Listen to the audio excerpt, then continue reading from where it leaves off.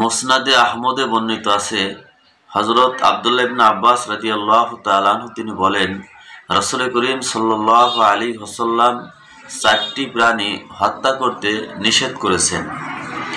এক নাম্বার হচ্ছে পিঁপড়া। পিঁপড়াকে কেন আল্লাহ রাসূল হত্যা করতে নিষেধ করেছেন?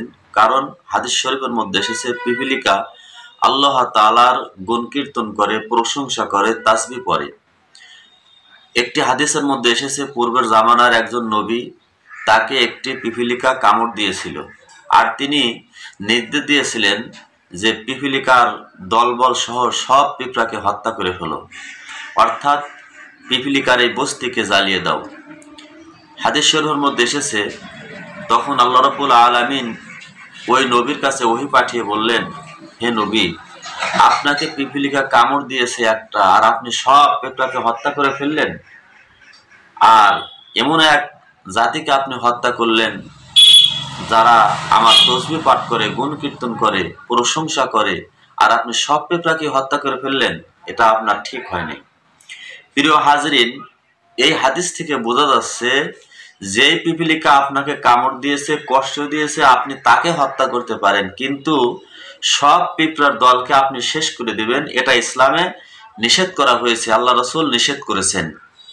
তাছাড়া পিপীলিকাকে অন্যান্য নবীরাও হত্যা করে নাই, অনগোচরে অনিচ্ছায় অনেক সময় হত্যা হয়েছে। যেমন কুরআন শরীফের মধ্যে আল্লাহ তাআলা ইরশাদ করেছেন, ওয়াহুশির আলী সুলাইমানা জুনুদুহু মিনাল জিন্নি ওয়াল ইনসি ওয়াত তায়রি ফাহুম ইউসাউন হাত্তা ইযা আতাউ আলা ওয়াদিন নামলি ক্বালাত নামলাতুন ইয়া আইয়ুহান নামলু দুখুলু মাসাকিনাকুম লা ইয়াহতিমান্নাকুম সুলাইমানা ওয়া জুনুদুহু ওয়া হুম লা ইয়াশউরুন।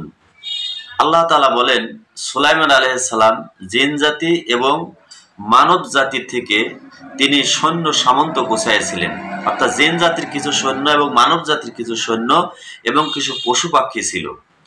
আর সুলাইমান আলাইহিস সালাম বিশাল এক সিংহাসন নিয়ে তিনি উড়ে যাচ্ছিলেন, কিন্তু পিপীলিকার দলবল, পিপীলিকার লিডার পিপীলিকার দলবলকে বলল, তোমরা তাড়াতাড়ি মাটির মধ্যে আত্মগোপনে থাকো, কেননা যদি এখানে সুলাইমান নবী যদি এখানে তার সিংহাসন অবতরণ করায়, তাহলে এই সুলাইমান আলাইহিস সালামের সৈন্যবাহিনীর পায়ের পদতলে অনিচ্ছায়, সুলাইমান নবীর অনিচ্ছায় হয়তো তোমরা পিষ্ট হয়ে যেতে পারো, মারা যেতে পারো, তোমরা আত্মরক্ষার জন্য মাটিতে ঢুকে পড়ো। কুরআন শরীফের এই আয়াতের মধ্যে বোঝা যাচ্ছে সুলাইমান আলাইহিস সালাম তিনি স্বেচ্ছায় পিপীলিকাকে হত্যা করবেন না, যেহেতু পিপীলিকা নিজেই সাক্ষ্য দিচ্ছে তার অনিচ্ছায় তোমরা মারা যেতে পারো। 2 নাম্বার পয়েন্ট, মৌমাছিকে হত্যা করতে আল্লাহ রাসূল নিষেধ করেছেন। কুরআন শরীফের মধ্যে এসেছে, ইয়াখরুজু মিন বুতুনিহা শারাবুম মুখতালিফুল আলওয়ানু ফীহি শিফাউল লিন-নাস। কুরআন শরীফের মধ্যে আল্লাহ তাআলা বলেন, এই মৌমাছির পেট থেকে এমন পানিও বের হয়, এমন মধু বের হয় যেটা মানুষের জন্য আরোগ্যদায়ক, রোগ থেকে মুক্তিদায়ক। এই জন্য আল্লাহ রাসূল মৌমাছিকে হত্যা করতে নিষেধ করেছেন। আপনি যখন মৌমাছি থেকে মধু সংগ্রহ করবেন, আপনি খেয়াল রাখবেন যেন মৌমাছি মারা না যায়, অর্থাৎ ইচ্ছাকৃতভাবে আপনি মৌমাছি মারতে পারবেন না। আপনার অনিচ্ছায় যদি মারা যায় তো একটা, সেটা ভিন্ন কথা।